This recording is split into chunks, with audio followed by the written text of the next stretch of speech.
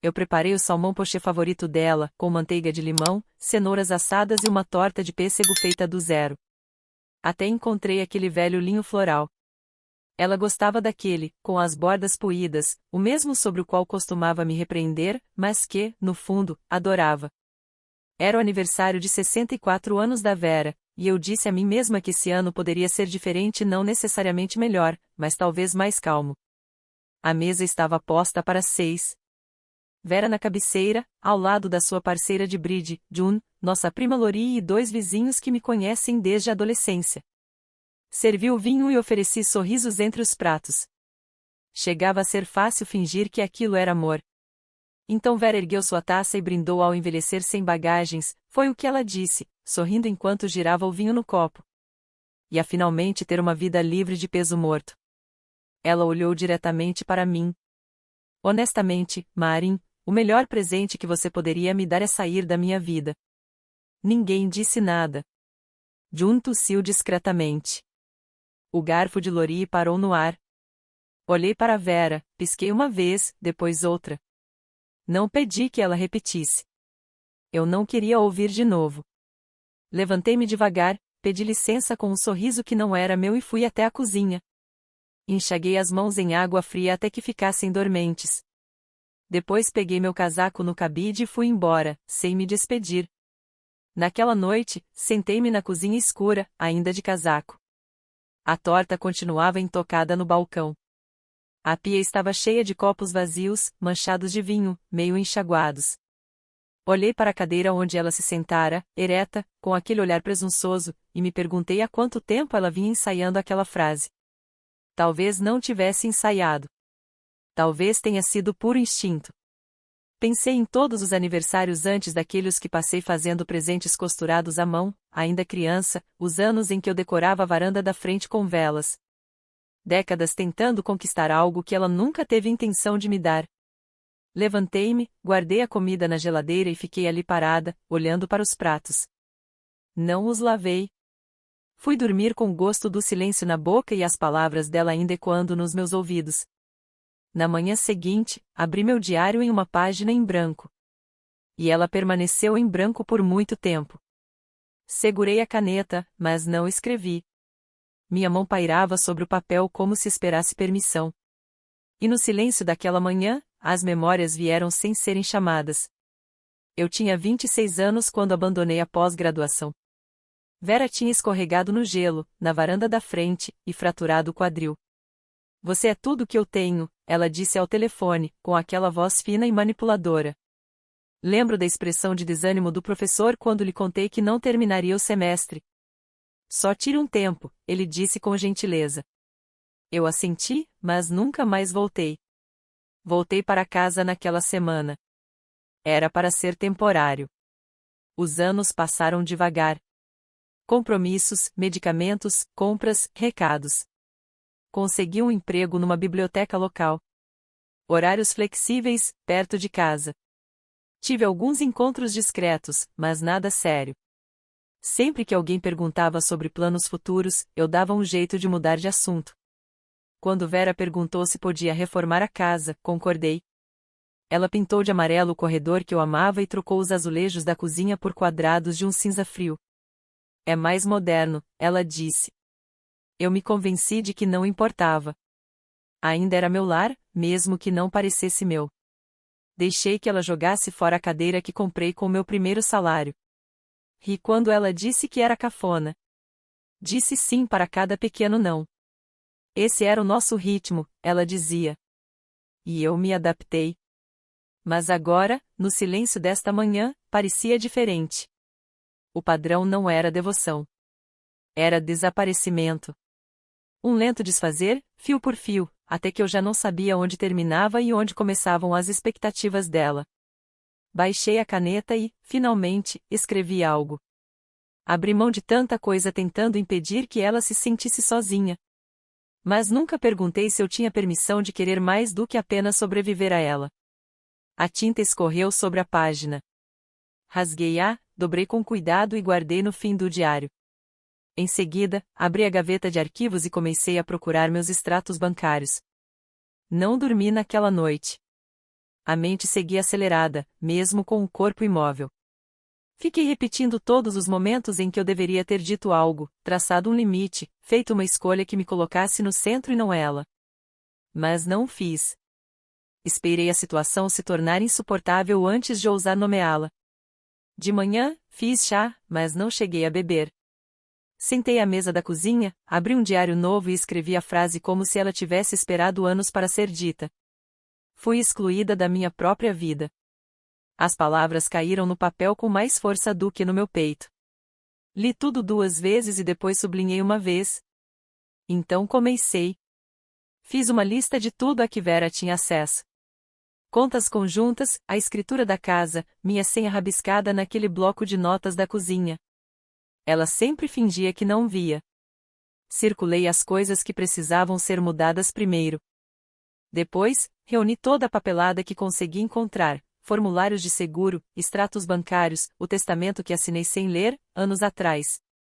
Liguei para o banco e marquei uma reunião para removê-la como usuária autorizada. Pesquisei referências jurídicas e encontrei um pequeno escritório de advocacia, 2 cidades adiante. O nome do advogado era Thomas Reis. Gostei do som firme e discreto. Não contei a ninguém o que estava fazendo. Nem para Lori, nem para minha vizinha. E, com certeza, não para Vera. Não era vingança. Nem raiva. Era ar. Depois de prender a respiração por mais de uma década, naquela tarde, fiquei parada no corredor e olhei ao redor da casa não com sentimentalismo, mas com precisão. O que ainda era meu? O que me foi dado, e o que me foi tirado sem consentimento? Meus olhos pararam na velha escrivaninha de bordo, perto da janela.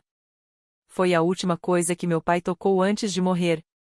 Abri a gaveta e peguei o envelope pequeno onde ele costumava guardar dinheiro para emergências. Estava vazio.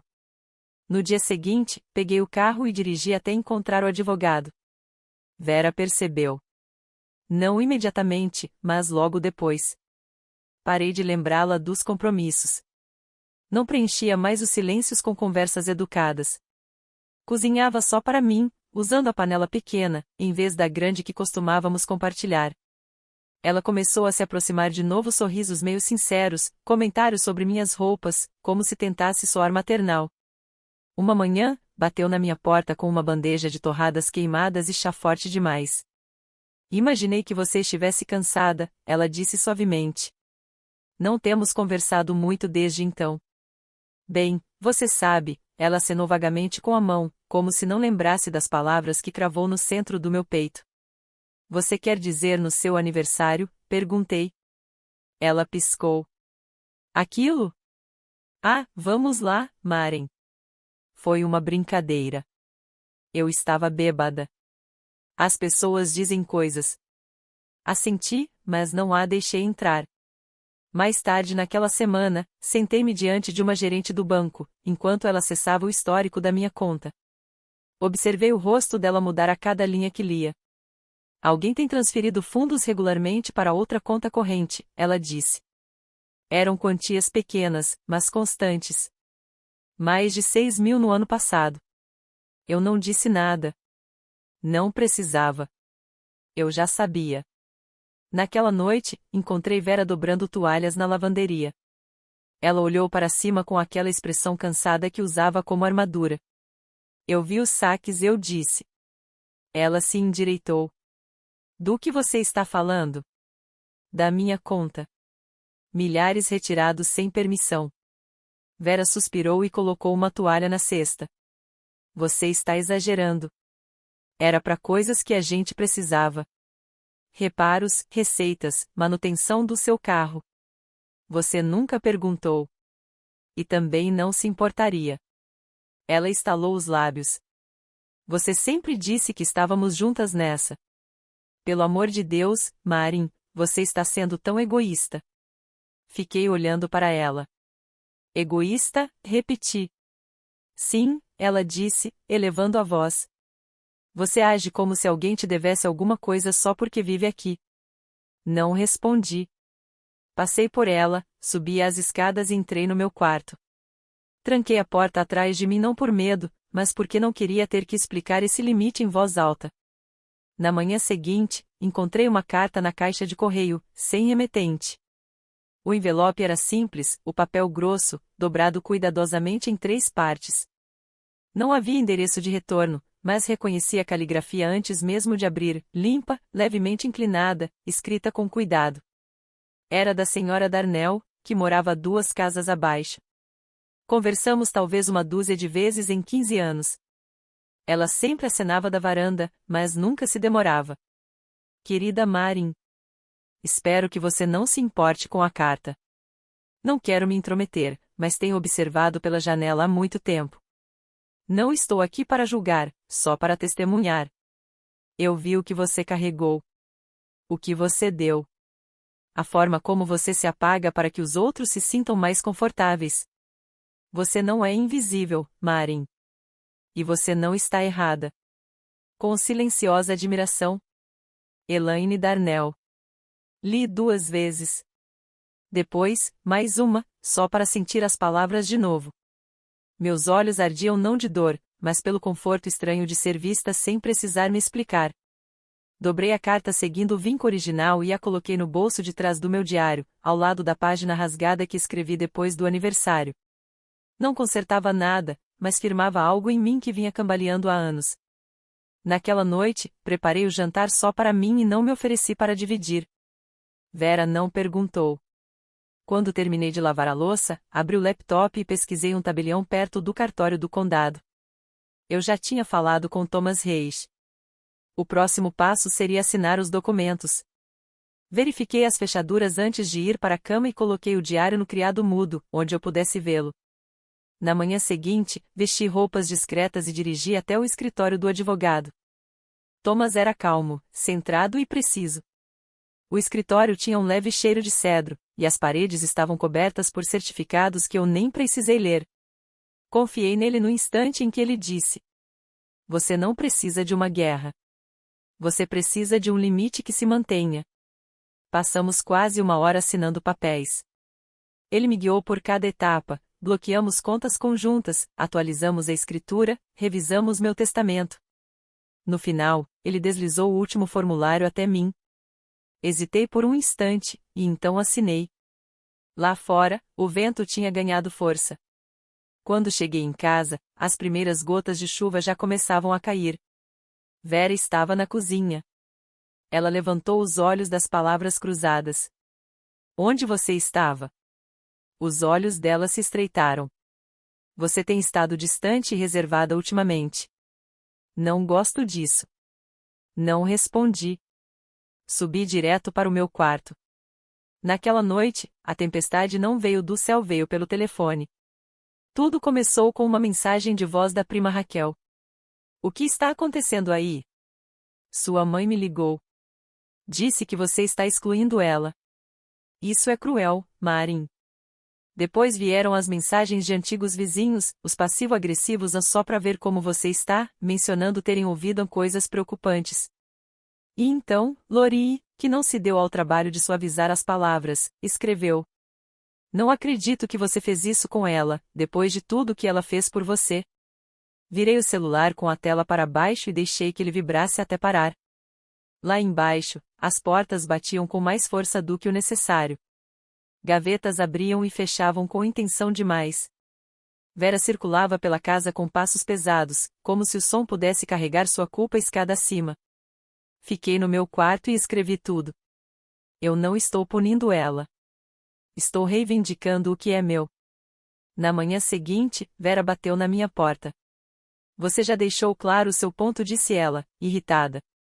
Agora desfaça isso. Abri a porta só o suficiente para dizer: Isso não é um jogo, Vera. Não há nada para desfazer.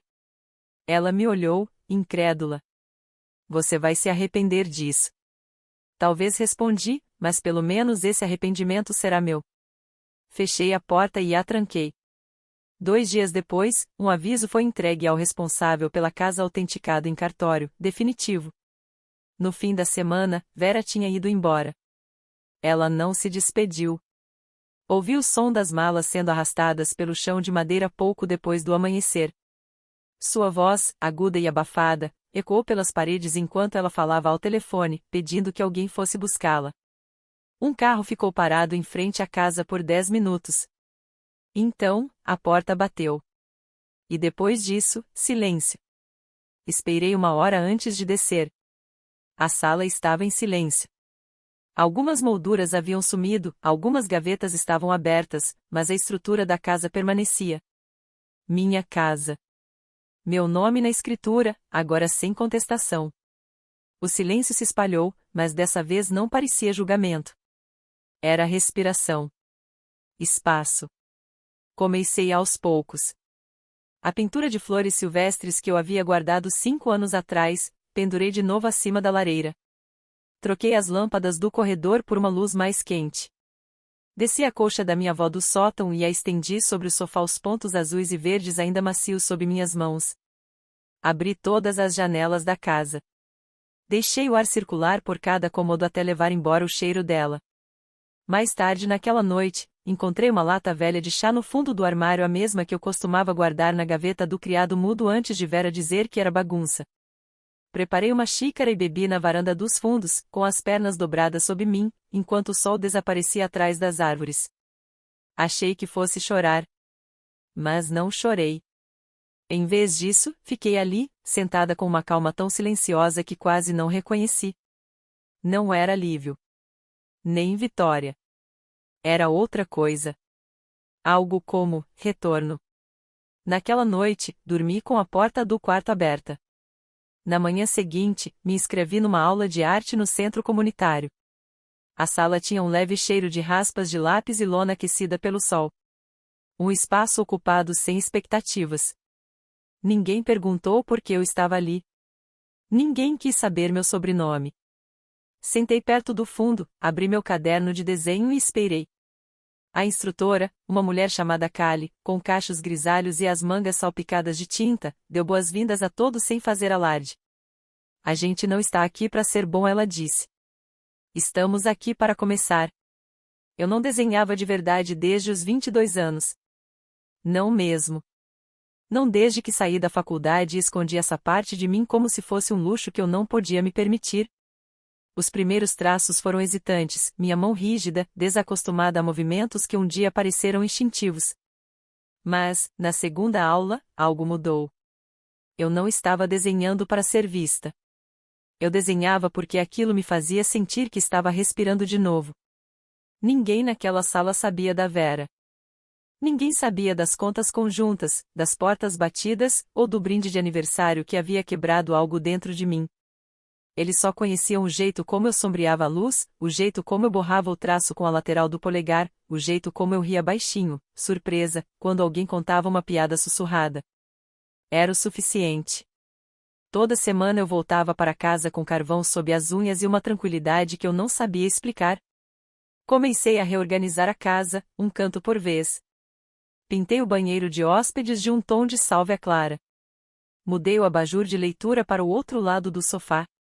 Preenchi molduras com meus próprios desenhos, retratos calmos de mãos, árvores e, uma vez, uma única margarida. Numa tarde, me peguei cantarolando enquanto cozinhava.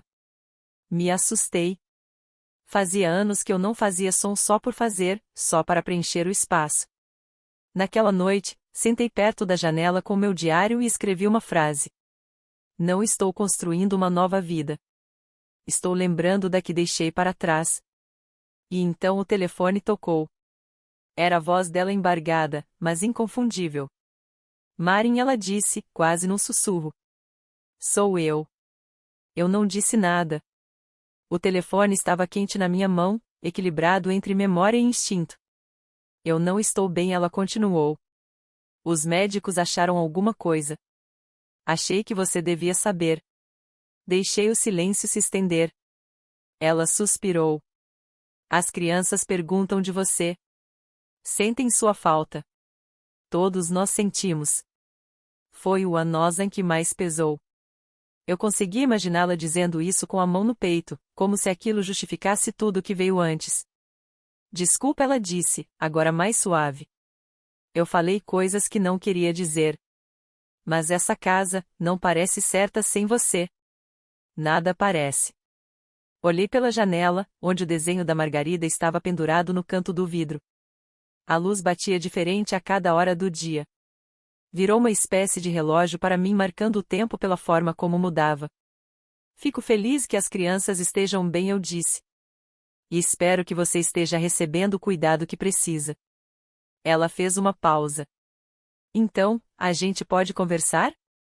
Talvez eu passe aí só para te ver. Fechei os olhos. Eu não posso me encolher de novo para você se sentir grande, disse baixinho. Ela soltou o ar de forma brusca. Ferida ou com raiva? Não consegui saber qual das duas. Então é isso? É isso. Ela desligou. Eu não chorei. Não tremi. Fiquei sentada ali, respirando. O silêncio já não parecia um castigo. Na manhã seguinte, fui até o jardim com uma colher em uma mão e um pacotinho de sementes na outra. A terra estava seca, mas macia, do tipo que recebe mudanças sem resistir. Plantei as mudas de lavanda com cuidado, espaçando-as bem. Depois, alinhei a sálvia ao longo da cerca dos fundos. Não tive pressa. Cada punhado de terra parecia uma promessa. Quando me levantei para esticar as costas, o sol estava baixo e quente na varanda. Uma brisa soprava entre os galhos e, pela primeira vez em muitos anos, eu conseguia ouvir o mundo sem o filtro da tensão. Fiquei ali até a luz ficar dourada. E então, escutei uma batida. 2 meninas estavam paradas na minha porta, deviam ter uns 7 ou 8 anos, com os rostos abertos e curiosos. Uma delas segurava uma cestinha forrada com um pano de prato. Oi, disse a mais alta. Essas são da minha mãe. A menor a cutucou e completou. Ela disse que o seu jardim faz ela se sentir corajosa. Pisquei, surpresa. Isso é muito gentil, respondi, me abaixando para ficar na altura delas. Diz para ela que eu agradeci.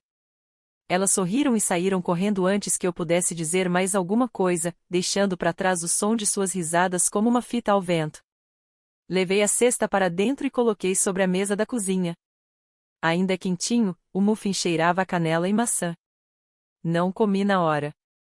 Fiquei ali, parada, deixando o silêncio se espalhar ao meu redor.